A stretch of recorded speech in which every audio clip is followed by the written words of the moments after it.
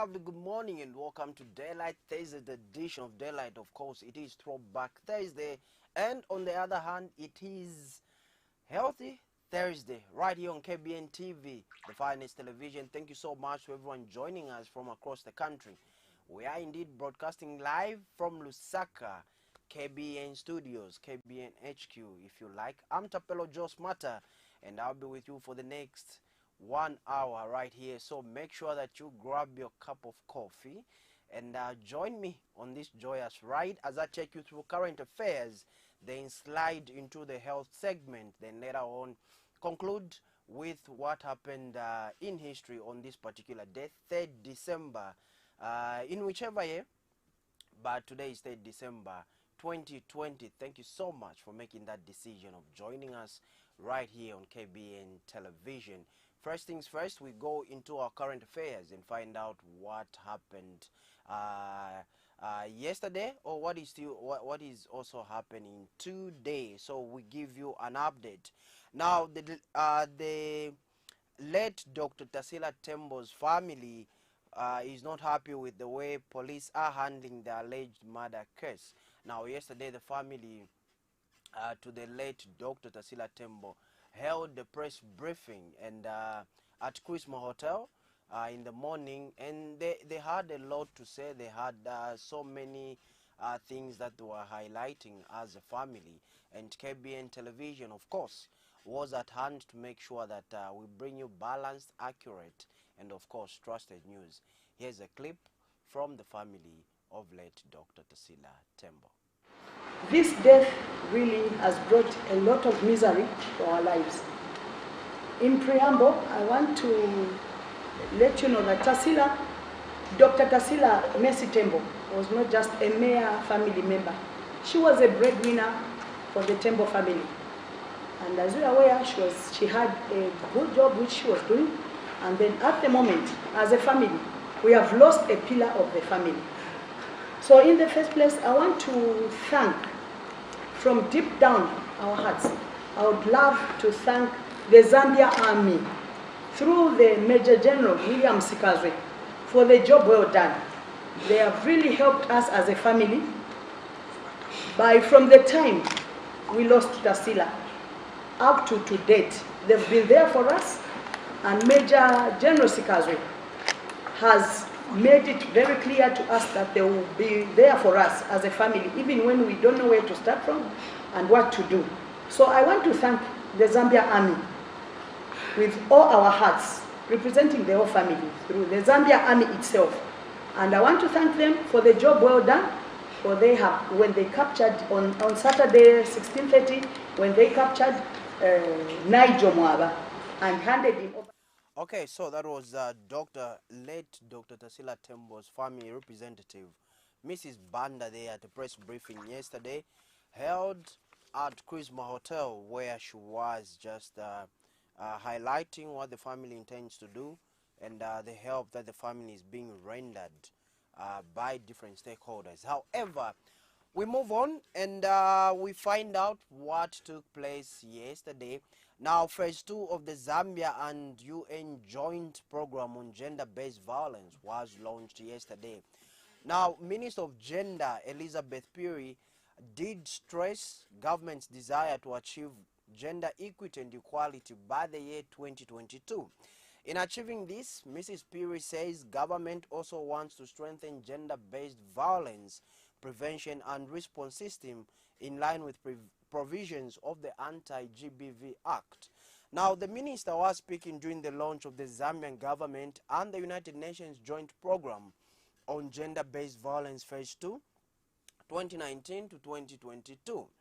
And Mrs. Piri says Phase 2 of the joint program will be implemented at a cost of $6,711,169 United States dollars. She has also added that Phase 2 focuses on prevention and response of sub-national and national level. Here's a clip.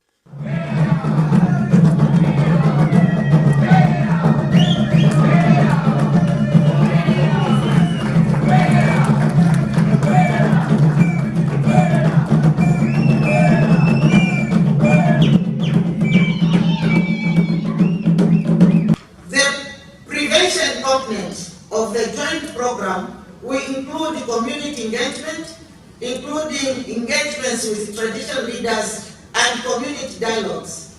Through this intervention, village-led one-stop centers will play a role in sensitizing the community on the need to report and support survivors of gender-based violence, as well as discouraging all forms of violence from occurring, especially challenging social and cultural norms that perpetuate gender-based violence. This joint program phase 2 is costing us an estimated 6,711,000. And of course, speaking at the same event was UN Resident Coordinator Kumba Margadio. She called for concerted efforts in eradicating GBV. She says the United Nations remains committed to working with the Zambian government in implementing GBV-based programs. Also present at the event was United Nations Development Program Resident Representative Lionel Lawrence. Here's a clip. It will take all of us to commit to this agenda. All of us, government, the UN, donors, civil society, and the Zambian population will need to work together in joint and dedicated efforts to support the government's vision to address GBV. We need to move away from negative gender norms that drive GBV and ensure that services are survivor-centered, not judgmental, and are available nationwide to make real change in the lives of Zambians. Action and empowerment of women and girls central to the programs in Zambia to support the government of the Republic of Zambia in implementing its vision to address GBV and work towards achieving SDG 5. The United Nations Development Program, UNDP, focuses on the joint GBV program is to ensure harmonization of pieces of the legislation for promoting gender equality and prosecution of GBV cases. UNDP supported the revision of the Anti-GBV Act to strengthen the operations of the fast-track courts, as well as the review of the Prisons Act, penal and criminal. Okay, so moving on, the Electoral Commission of Zambia had to say there has been concerns from different stakeholders about a particular voter. Now, this particular voter is a little child, a little boy who's probably 9, 8, or 10 years of age. Now, this boy has been trending on social media and different social media blogs. He was pictured getting a voter's card, and there are some images of this particular boy holding his NRC and his voter's card. However, Electoral Commission of Zambia Public Relations Officer Sylvia Bwalia refuted these allegations, and she says the ECZ is investigating the images and information circulating on social media of the alleged underage person registered as a voter. Now, Acting Public Relations Manager Sylvia Bwalia says preliminary investigations indicate that it is a staged picture. She says the Commission is aware of the images and information circulating on social media of the alleged underage person registered as a voter, which is under investigation. Now, Ms. Bwalia says the requirements for one to register as a voter are that one must be Zambian above the age of 18 and in possession of a green national registration card, which is an NRC. She says anyone who does not meet these requirements and attempts to register as a voter commits an offense which is liable for prosecution. She says if anyone is found attempting to perform any illegality, the individual should be reported to the Commission or the nearest police station.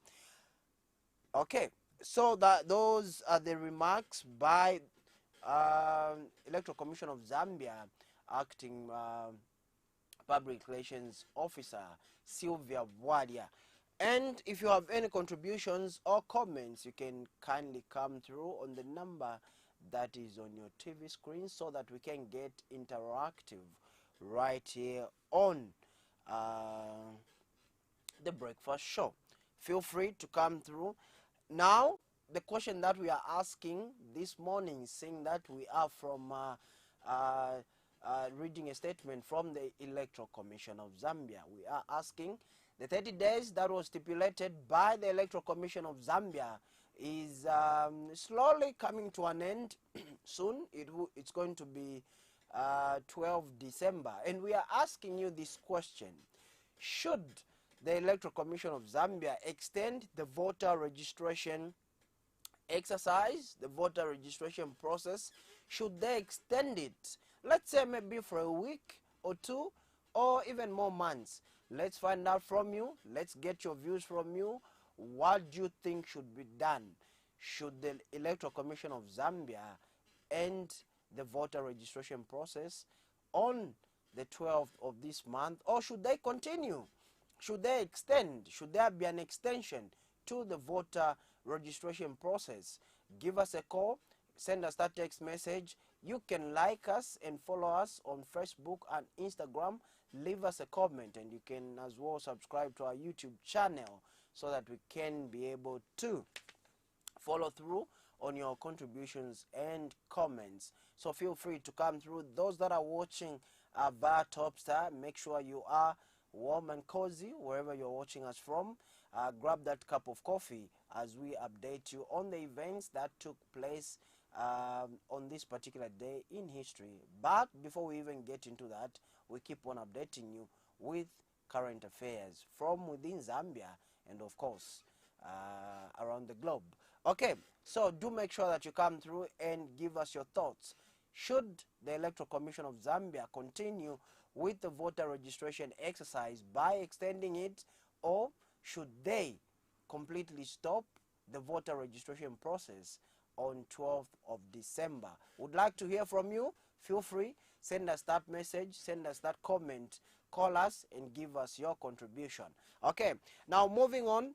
Opposition Leadership Movement has called on the Electoral Commission of Zambia, ECZ, to extend the voter registration exercise.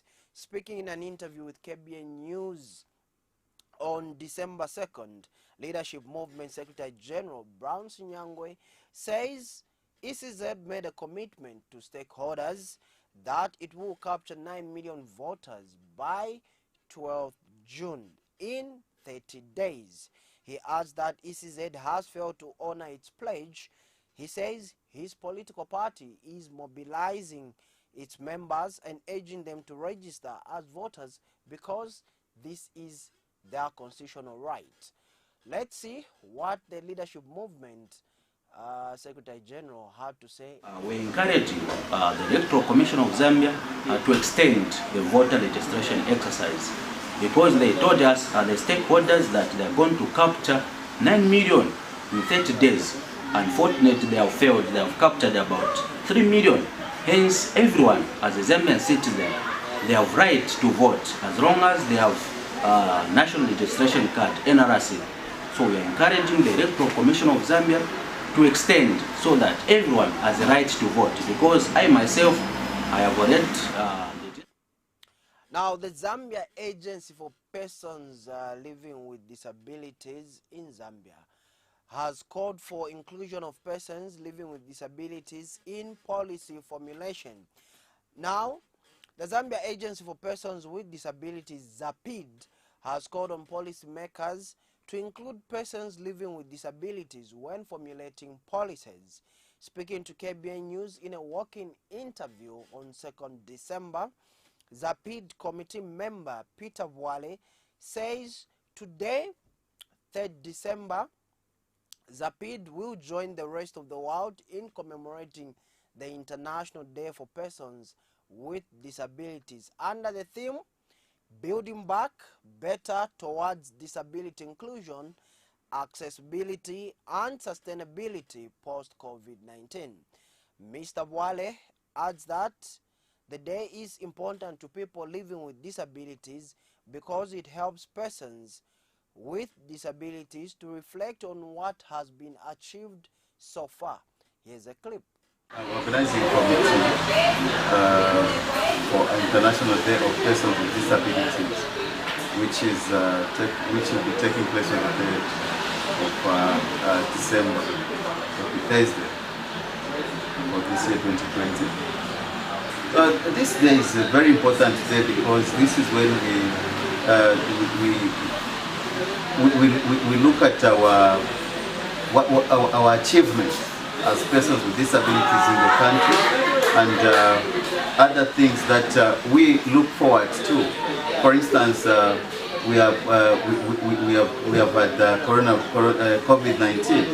What challenges did we face, and how do we think we can be able to overcome these challenges? So there are a number of spheres that we are looking at. The theme and the purpose of this particular day to us as persons with disabilities in Zambia. The theme for this year, 2020, is building back better towards disability inclusion, accessibility. And Mr. Wale appealed to members of the public to treat people living with disabilities as equal partners in the development of the nation.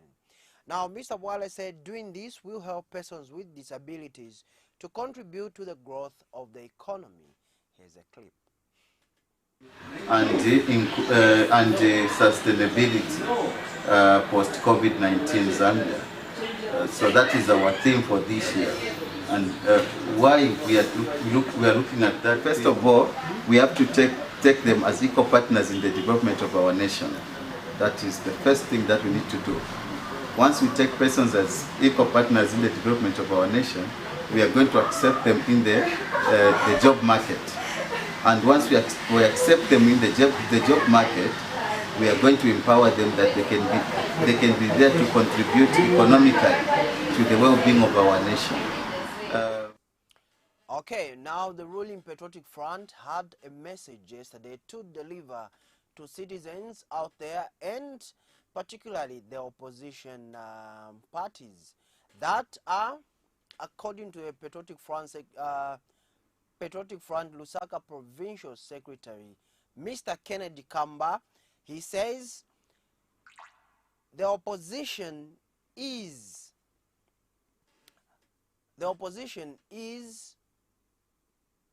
the ruling Patriotic Front has alleged that the former Republican Vice President, Dr. Guy Scott, is being coaxed by an opposition cartel to discredit President Edgar Lungu. This is what Mr. Kamba had to say, and he adds that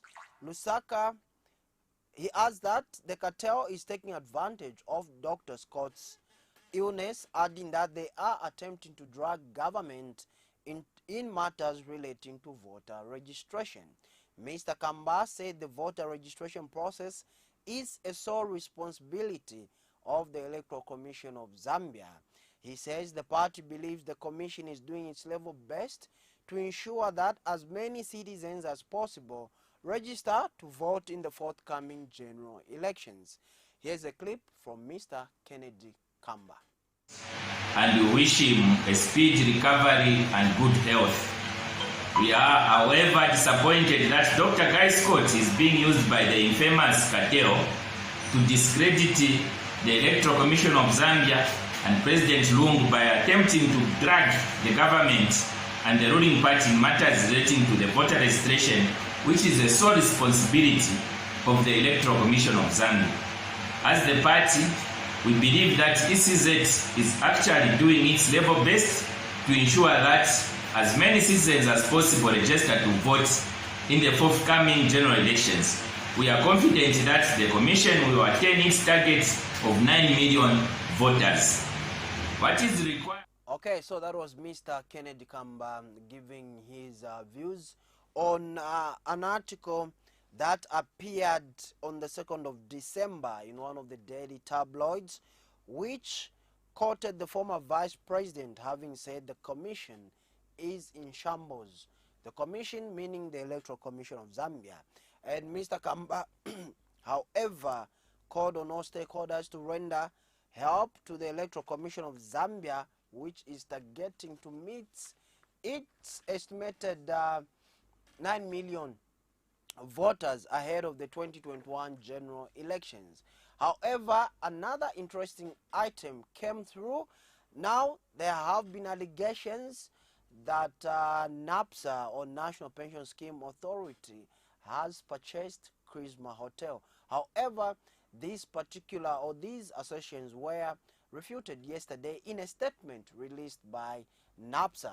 Now it reads, the National Pension Scheme Authority, NAPSA, has dismissed media reports alleging that it has purchased Charisma Hotel in Lusaka. Now, NAPSA Head of Corporate Affairs, Kefas Nyangwe, says the authority has no intention of buying the hotel as proposed. He disclosed that the allegations are false and should be disregarded. In a statement issued to the media, Mr. Sinyangwe says NAPSA's position has since been communicated to Herberton Limited, the owners of the property. Okay, so you have it. You have clarity on that particular matter. Moving on, HIV and AIDS activist Jofka Zimba has commended people who have come out in open about their HIV status. Now, Ms. Zimba told KBN News that there are people who are HIV positive but living in denial. She has commended the activists for fighting to make a difference in communities. Ms. Zimba is among the people who are living with HIV and AIDS. And on the 1st of December, the world commemorated World AIDS Day under the theme Ending HIV Epidemic, Resilience and Impact. Here's a clip. Remember the family we have lost because of HIV and AIDS, the orphans left behind, the men, women and children suffering in silence because of the discrimination and stigma surrounding HIV and AIDS. We think of those close to us that are battling with acceptance. We appreciate the activists who fight endlessly to make a difference in our community. Our fighters like Winston Zulu, who was one of the world's leading activists of his time. He was the first to go public about his status in 1990. Princess Kasune, an outspoken HIV activist. Duwa Sakala, Maxwell Momba, and Precious Kaniki. We appreciate the positive mothers that have made certain their babies were born negative. We thank our healthcare providers and most importantly the individuals who take their medication daily to suppress their viral load, because an detectable viral load means the virus is untransmittable. And this is what we are working towards. I am because you are. HIV/AIDS is our fight. I'm grateful for this opportunity to speak about HIV and AIDS. My name is Zikani Jovka. Okay, thank you so much for still joining us. Make sure that you call in, excuse me, or send us a text message and let us know where you are watching us from. Are you within Lusaka? Are you on the Copper Belt? Are you in Mansa, Chingola? Wherever you are watching us from, thank you so much. If you are within Lusaka, how are the flash floods in your area? Lusaka is known for floods during the rainy season, and yesterday it was raining. Tell us the condition in your area. How are the flash floods?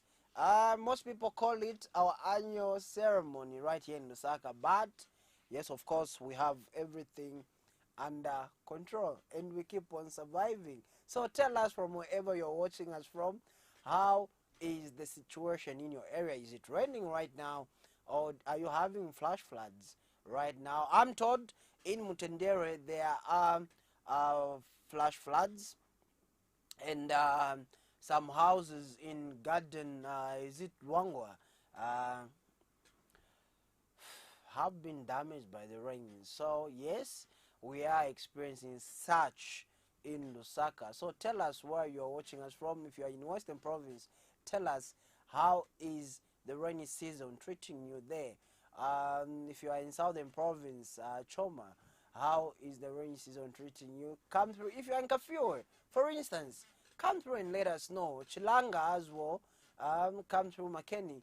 come through. Chawama, John Lang, come through and let us know. We want to know what's taking place in your area this rainy season as we slowly get closer to Christmas, as we slowly get closer to wrapping up this year so that we can start 2021 on a new page. Okay, now moving on in sports, yesterday there were interesting fixtures in the Zambia FAZ MTN Super League, and interesting results, I must tell you. There were very interesting results. Hold your horses, let me run you through. Now, Zanaco Football Club yesterday bounced back from a loss suffered at the hands of Lusaka Dynamo, last weekend by humiliating Young Green Eagles to a 6-1 defeat. Yes, the Bankers beat Young Green Eagles to a 6-1 defeat. Okay, I know you didn't expect that. I didn't expect it either, but it happened. This was during a week 7 FAZ MTN Super League encounter played at Sunset Stadium right here in Lusaka. Now, striker Roger Kola scored a hat-trick, while Baba, Basile, Moses Piri and Kangwanda added a goal apiece for the Bankers. In other games, we saw Green Buffaloes and Lusaka Dynamos playing out to a barren draw, while Cabo Warriors, were held to a 3-0 draw by Buildcon. Cabo Warriors, what's happening? Zesco United, Malaiti, beat Kitwe United 1-0, while Red Arrows, the Airmen, suffered a 2-1 loss at home at the hands of Nkwazi Football Club, the Policemen. This was an interesting fixture. Red Arrows, the Airmen, battling it out with Nkwazi, the police officers, and the police officers emerged victorious. I'm sure the police spokesperson, Madam Esther Katongo, was happy with that draw. Okay, so this was an interesting fixture. Interesting fixtures that took place yesterday. If you were and you asked you a soccer fan, you're doing the right thing for supporting the local league. However, like my friend and colleague Bright Tembo would put it, Bola Ibaba. And yesterday, I'm sure, in Ababa. So yes, we had these interesting fixtures coming out of yesterday's fixture. And like most of you might be aware, or maybe you got surprised by the 6-1 thrashing by Zanaco to Young Green Eagles. You expect this to happen in the Premier League. You expect this to happen in the Italy Serie A. You expect this to happen in the Bundesliga in Germany. Maybe you expect this to happen in Ligue 1, the French Ligue 1, or in the Spanish La Liga. However, it happened yesterday right here in Zambia. Location, Sunset Stadium in Lusaka. Zanaco thrashing Young Green Eagles. Or maybe it's because they are young. But however, thrashing Young Green Eagles 6-1. A very interesting fixture. I must say, it was a good game. It was a great game. Hoping that everyone watched. For those that were working, some of us were working, however, enjoying ourselves. Our jobs entitles us to enjoy ourselves while we work. However, we go on a throwback tune from back in the day, and we'll be right back to find out the condition for today. And stay tuned. We'll be looking at peptic ulcers and how you can identify them, treat them, and seek medical attention. So stay tuned.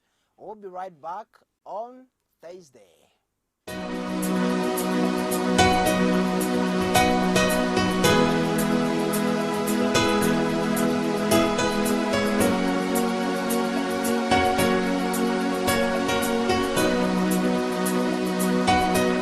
Inayambate mushe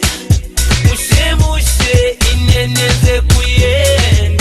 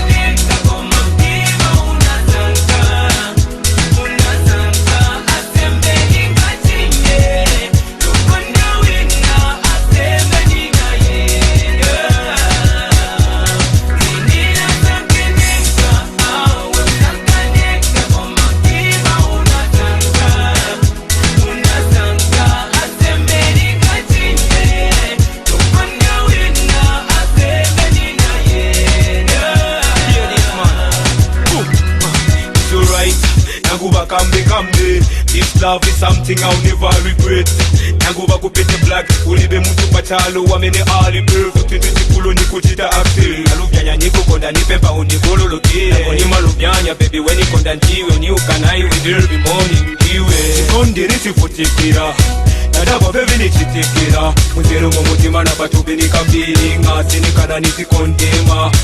Bazanga bakuti nikasiye koma ine kumutima sininga karekeze nowe. Kuziya ni vera kasu. Kulekeza chikondi cha mazumbasu. Chikondi nisifutikira. Nadaba baby nichitikira. Muzero mumutima na batubi nikambiri. Ngasi nikana nisikondema. Bazanga bakuti nikasiye koma ine kumutima sininga karekeze iye. Kuziya ni vera kasu. Kulekeza chikondi cha mazumbasu.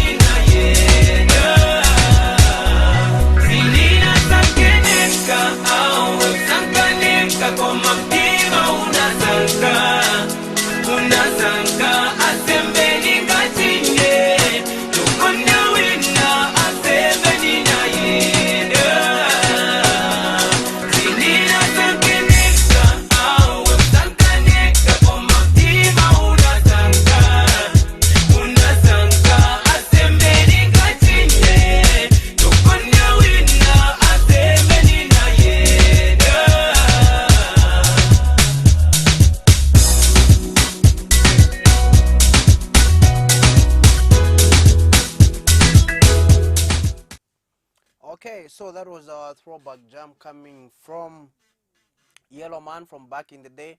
When last did you watch or listen to that musical video or that particular song? I must say it's been a while, it's been long. No wonder it is our throwback tune for Thursday, bringing back memories from back in the day. Where were you when you last listened or watched that song? I know where I was, and I know exactly what I was doing on that particular day when I first listened to that song, or when we used to listen to that song. Now moving on into our condition for this morning, we are looking at peptic ulcers, a very common name. Some just like to refer to them as ulcers, but would like to find out on this particular program, on this particular show of Thursday's edition of Breakfast. We want to find out what peptic ulcers are, how can you identify them, and how can they be diagnosed and treated. So first things first. Now, stomach ulcers, they are stomach ulcers, but commonly known as peptic ulcers. Now, this is a sore that develops on the lining of the esophagus, stomach, or small intestine. Ulcers occur when stomach acid damages the lining of the digestive tract. Common causes include the bacteria Helicobacter pylori and anti-inflammatory pain relievers, including aspirin. Upper abdominal pain is a common symptom. Treatment usually includes medication to decrease stomach acid production. If it is caused by bacteria, antibiotics may be required. Now, signs and symptoms. Now, people may experience pain. Pain can be dull. They can be heartburn. They can be indigestion. They can be nausea, passing excessive amounts of gas, or vomiting. Also common, abdominal discomfort or fatigue. Then our treatment consists of antacids. Treatment usually includes medication to decrease stomach acid production. If it is caused by bacteria, antibiotics may be required. Medications include antibiotics, proton pump inhibitor, penicillin, antidiarrheal, and antacid.